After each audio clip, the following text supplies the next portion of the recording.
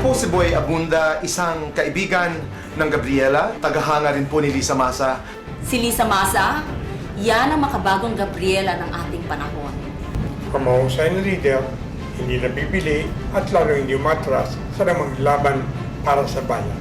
Kasama namin siya sa aming pakikibaka at sa pagsisikap ng masa, sa aming mga panawagan sa pagtaas ng sahod at sa lupang aming sinasaka, sa proteksyon sa pondo ng SSS at GSIS at pati rin sa disenteng paninirahan. Si Lisa, in the past 30 years, hindi nanghina, hindi umatras, hindi nagdalawang isip.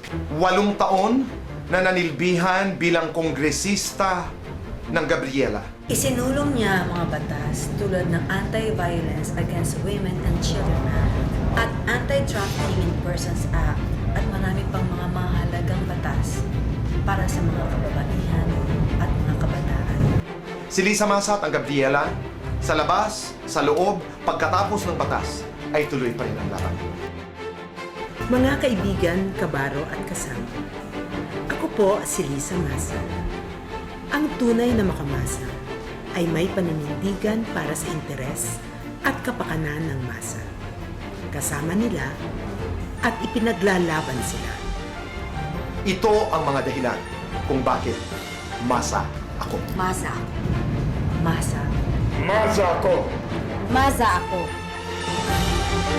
Kaibigan, Lisa Masa sa Senado.